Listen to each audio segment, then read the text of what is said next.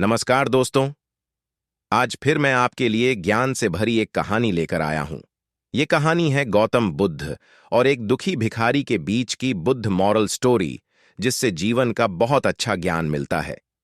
एक बार महात्मा बुद्ध एक गांव में अपने शिष्यों सहित घने पेड़ीच की छांव के नीचे बैठ थे। आसपास के गांवों से बहुत से लोग अपनी मानसिक समस्याएं लेकर महात्मा बुद्ध के पास आ रहे थे। महात्मा बुद्ध उन सबकी मानसिक परेशानियों का समाधान देते। सब लोग खुशी खुशी अपनी समस्याओं का समाधान पाकर वहां से लौट रहे थे। वहीं से कुछ दूर बैठा लोगों को बुद्ध के पास जाते देख एक दुखी भिखारी अपने भाग्य को कोसता हुआ यही सोचने लगा कि अभी कुछ देर पहले तो ये लोग दुखी मन से मुंह लटकाए उन महात्मा के पास गए थे, और अब इतना खुश होकर कैसे वापस लौट रहे हैं। आखिर माजरा क्या है, जरा मैं भी जाकर देखूं कि वो महात्मा ऐसा कौन सा खजाना बांट रहा है इन लोगों को। वे इतने प्रसन्न हुए कि उनके चेहरे लाल हो गए।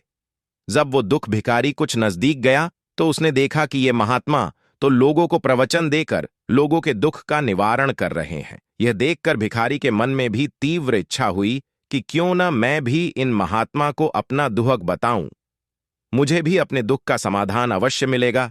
बस फिर क्या था, समाधान पाने की लालसा लिए भिखारी महात्मा बुद्ध के सामने पनहूचा और हाथ जोड़कर प्रणाम करते हुए बोला, हे महात्मा बुद्ध, मैं भी लोगों की मदद करना चाहता हूं। मुझे लोगों की मदद करने की बहुत इच्छा है, लेकिन मैं कैसे मदद कर सकता हूं? मैं बहुत गरीब हूं। मेरे पास न तो पैसे हैं और न ही कोई ऐसी चीज जिससे मैं किसी की मदद कर सकूं।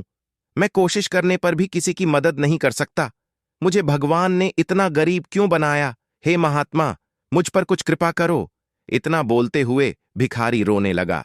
महात्मा बुद्ध बोले, आप बहुत अज्ञानी हैं, क्योंकि आप अभी तक इस भ्रम में जी रहे हो कि तुम्हारे पास कुछ नहीं, जबकि दूसरों को कुछ देने के लिए तुम्हारे पास बहुत कुछ है।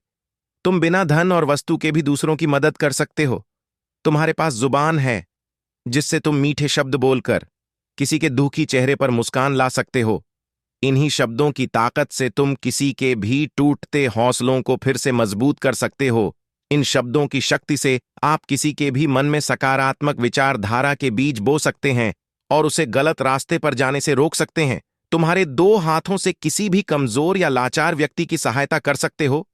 आपके दो आंखें किसी अंधे को रास्ता दिखा सकते हैं। तुम किसी के लिए दुआ कर सकते हो। ये हो सकता है कि उनके बुरे काम फिर से हो जाएं। आप किसी के अच्छे स्वास्थ्य की कामना कर सकते हैं, लेकिन अज्ञानतावश तुम अब तक इस बात को समझ नहीं पाए और इस भ्रम में अब तक जीते रहे कि तुम्हारे पास मदद करने के लिए कुछ नहीं। किसी की मदद करने के लिए धन और वस्तु का होना अनिवार्य नहीं है। बिना धन और वस्तु के भी हम कई प्रकार से लोगों की मदद कर सकते हैं। महात्मा बुद्ध के ज्ञान से भरे ये सुंदर शब्द सुनकर भिखारी के चेहरे पर मुस्कान आ गई और वह खुशी से झूमता हुआ वहां से चला गया।